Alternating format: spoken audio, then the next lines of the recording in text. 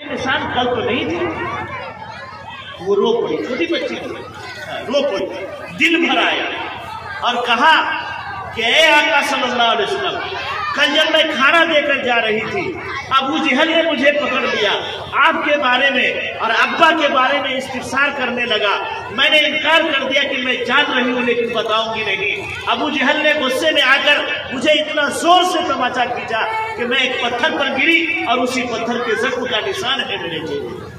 बोलो मेरी माँ और बहनों, अगर वो छोटी बच्ची चाहती और उस वक्त ये कह देती मार के खौफ से, धमकाने के डर से, और क्या कहते हैं न जाने क्या क्या कहा होगा अबू जहल ने, अगर वो बच्ची उस वक्त उगल लेती अपनी बात और राज की बात बतला देती तो बोलो आका सल्लल्लाहु अलैहि वसल्लम का सफर नौज़ बिल्लाह अधूरा हो जाता कि नहीं हो जाता। अबू जहल गिरफ्तार कर लेता और फिर पकड़ करके ला करके मक्के में जो चाहता करता। चूंकि आका सल्लल्लाहु अलैहि वसल्लम के सफर को मुकम्मल होना था, इसलिए बेटी के दिल में अल्लाह ने उस वक्त ये किरदार दिया कि तुम मार खा लो, तुम ज़बह हो जाओ, तुम अपने आप को हलाक कर दो, लेकिन याद रखो ऐ मेरी बंदी अस्मा, तू अपने आका के बारे में और अपने बाप के बारे में कतई जुबान मत खोल। एक औरत ने बेटी का किरदार, एक औरत ने बेटी का किरदार अदा किया। ऐ मेरी माँ और बहनों, याद रखो तुम्हारा बेटा है, तुम्हारा भाई है, तुम्हारा शौहर है। शौहर अगर गलत कदम उठाता है तो तुम उसको चाहो तो राह रास्त पर ला सकती हो। ऐ बेटियों, अगर तुम्हारा बाप गलत कदम उठाता है तो तुम चाहो तो अपने बाप को राह रास्त पर ला सकती हो। जब तुम अपनी जरूरियात की चीजें रुस करके, भूल करके, रो करके मनवा सकती हो तो क्या तुम अपने जिम्मेदार मर्द को, शौहर को, भाई को, बाप को क्या तुम राजी नहीं कर सकती हो?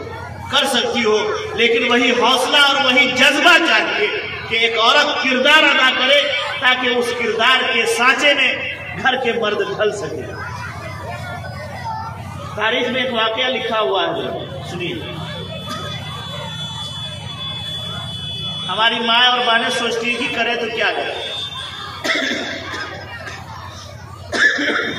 मर्द हजरात भी सुन रहे होंगे कि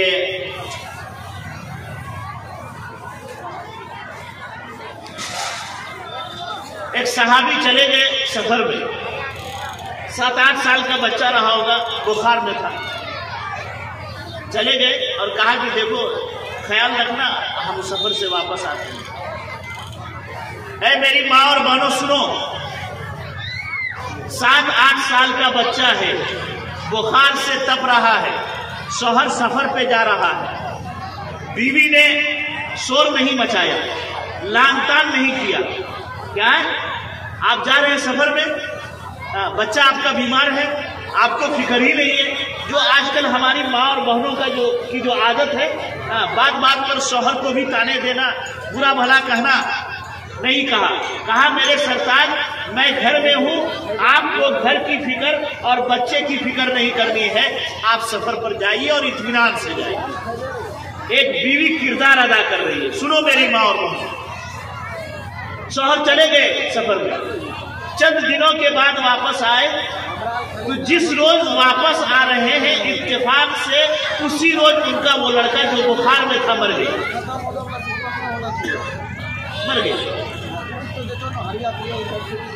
खबर मिल गई है कि मेरे शौहर आ रहे हैं, तो उसने झट से अपने बच्चे को एक बिस्तरा किया और एक चादर ओढ़ा करके लंबा करके सुला दिया। शौहर आए, शाम हो गई, वो मुर्दा बच्चा है, बेटा है, पड़ा हुआ है। शौहर आए, एकदम खुश होकर के इस्तेकबाल किया शौहर का। जो शरीयत ने बतलाया है कि शौहर जब घर में दाखिल हो तो औरत को चाहिए कि वो मुस्कुराते हुए चेहरे के साथ अपने शौहर का इस्तेकबाल करे। आज है कोई मेरी माँ और बहन کہ اس کا شوہر کھیت سے آ رہا ہو تھک تھکا کر کے، اور پتہ ہے کہ اتنے بجے میرا شوہر دروازہ کھٹکھٹائے گا، تو اپنے آپ کو بند سمر کر کے رہے اور کہے کہ آئیے میرے سرتاج، آپ تھک کر کے آئے ہیں، یہ سامان لائیے، آپ کو ہاتھ دھو کر کے آئیے، میں آپ کے لیے فلاں سامان تیار کر کے لاتی ہوں۔ شوہر آ رہا ہے سفر سے، کوئی عورت آج تک بند سمر کر کے نہیں رہتی کہ میرا شوہر 2 دن کے بعد، 4 دن کے بعد، 1 ہفتے کے بعد لوٹ رہا ہے، میں اچھی حالت میں رہوں، اچھا لباس پہن کر کے رہوں، صاف ستھری ہو کر کے رہوں، تاکہ میرے شوہر کا میرے اوپر کی نظر پڑے تو میرا شوہر مجھے دیکھ کر کے خوش ہو جائے۔ نہیں کرتی ہے ہماری ماں اور والدہ، جبکہ یہی کرنا چاہیے۔ آج لباس پہن کر کے رشتہ داروں کے یہاں اچھے لباس پہن کر جائیں گے، آج بنیں گی سوریں گی شادی بیاہ میں جانے کے لیے، کسی فنکشن میں جانے کے لیے، جبکہ شریعت نے ہماری ماں اور بہنوں کو کہا ہے کہ اگر بننا ہے، سورنا ہے، تیل کاجل کرنا ہے، کنگھی کرنا ہے تو اپنے شوہر کے لیے کرو۔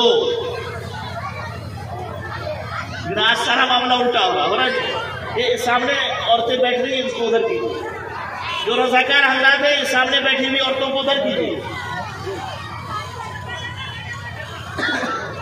پورے نظر پڑ رہی ہے، میں سر گھماتا ہوں وہ پورے نظر پڑ رہی ہے، یہ سامنے سے ہاں کر دیجیے۔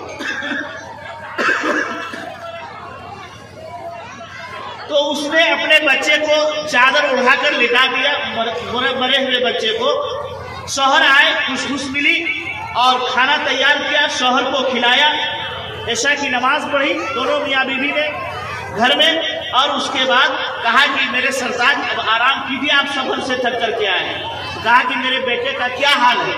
انہوں نے دیکھا کہ چادر اوڑھے لٹا ہوا ہے تو یہ سوچا کہ نیند میں ہے، اس لیے نہیں اٹھایا۔ پوچھا کیا حال ہے؟ تو بیوی کہتی ہے کہ آپ کا بچہ پہلے سے بہتر حالت میں ہے۔ سمجھ لیجیے، آپ کا بچہ پہلے سے بہتر حالت میں ہے، اور ایسا مبہم جملہ اس نے کہی اپنے شوہر سے، شوہر نے یہ سمجھا کہ بخار کی حالت میں تھا، اب گویا کہ الحمدللہ ہمارا بچہ صحت مند ہو گیا، بخار وغیرہ ختم ہو گیا۔ سوتے وقت دونوں میاں بیوی گفتگو کر رہے ہیں، بیوی کہہ رہی ہے کہ میرے سرتاج ایک مسئلہ بتلائیے۔ دیکھیے عورت ہو تو ایسی ہو، میرے سرتاج ایک مسئلہ بتلائیے میرے شوہر۔ کہا پوچھو کیا بات ہے؟ کہا کہ دیکھیے پڑوس کا ایک آدمی آپ کے پاس 10 دینار 10 درہم یا کوئی چیز بطور امانت کے رکھ دے، اور کچھ دن کے بعد آئے اور کہے کہ بھائی صاحب میں نے جو کچھ آپ کو امانت کے طور پر رکھنے کے لیے دیا تھا وہ مجھے لوٹا دیجیے، تو آپ کا کیا فریضہ بنتا ہے؟ کہا کہ اس میں فریضہ کی کیا بات ہے، امانت ہے، اس کو ہر حال میں صاحب امانت کو لوٹا دینا چاہیے، اگر نہیں لوٹاتا ہے تو وہ جرم کرتا ہے، گنہگار ہے۔ اس کے بعد شوہر سے بیوی کہتی ہے کہ اے میرے سرتاج، اے میرے شوہر، اولاد بھی اللہ کی ایک امانت ہے، سمجھیے، اولاد بھی اللہ کی ایک امانت ہے، اور اللہ نے جو امانت دی تھی اتنے ہی دن کے لیے دی تھی، اللہ نے اپنی امانت ہم سے لوٹا لیا ہے، لے لیا۔ اب بولیے کہ آپ کا اس میں کیا فیصلہ ہے؟ اتنا سننا تھا کہ مرد سناٹے میں، ایک عورت جس کا لخت جگر مردہ پڑا ہوا ہے اور اس پر چادر ڈلی ہوئی ہے، اس کا شوہر سفر سے آیا ہے، تو وہ شوہر کے سامنے روتی نہیں ہے، چیختی نہیں ہے، چلاتی نہیں ہے، اور بیٹے کے مردے جسم پر گر کر معاملہ نہیں مچاتی ہے، بلکہ شوہر کے راحت کا خیال رکھتی ہے اور کہتی ہے کہ اللہ نے جو امانت دی تھی وہ اتنے ہی دن کے لیے دی تھی، اللہ نے اپنی امانت واپس لے لی ہے۔ شوہر سن کر سناٹے میں آ جاتا ہے۔ صبح ہوتی ہے، مسجد نبوی میں ان کے شوہر جاتے ہیں، اور اللہ کی طرف سے حضرت جبرائیل علیہ السلام نے آ کر کے سارے واقعے کی تفصیل بتلا دی ہے آقا صلی اللہ علیہ وسلم کو۔ مسجد نبوی میں نماز کے بعد صحابہ بیٹھے ہوئے ہیں، آقا تشریف فرما ہے، وہ صحابی کھڑے ہوئے اور عرض کیا کہ آقا صلی اللہ علیہ وسلم، رات میرے ساتھ یہ ماجرا پیش آیا اور میری بیوی نے میرا اس طرح استقبال کیا جبکہ میرا بچہ مردہ پڑا ہوا تھا۔ کہا کہ سنو اے میرے دوست، اللہ نے تم سے ایک لڑکا لیا ہے، یاد رکھو اسی بیوی سے تمہاری جو نسل چلے گی اس کی کئی نسلوں میں صرف حافظ قرآن اور علماء ہی پیدا ہو۔ اے میری ماں اور بہنوں، ایک عورت نے بیوی کا کردار ادا کیا تو اللہ نے اس کی اس ادا کو اتنا پسند کیا کہ اگلی جو اولاد آئی اس اولاد میں ایسی نسل اللہ نے پیدا فرمائی کہ اس نسل میں حافظ قرآن اور علماء کے علاوہ کوئی تھے ہی نہیں۔ لیکن یہ کب ہوگا؟ جب عورت جو ہے بیوی کا کردار ادا کرے۔ اس لیے میری ماں اور بہنوں، آج کے اس واقعے سے ہم کو اور آپ کو سبق لینے کی ضرورت ہے۔ ایک صحابی کا واقعہ لکھا ہوا، آج ہماری مائیں اور بہنیں کیا کرتی ہیں کہ شوہر کو لمبی لمبی لسٹ دیتی ہیں کہ یہ سامان لیجیے گا، یہ سامان لیجیے گا، یہ سامان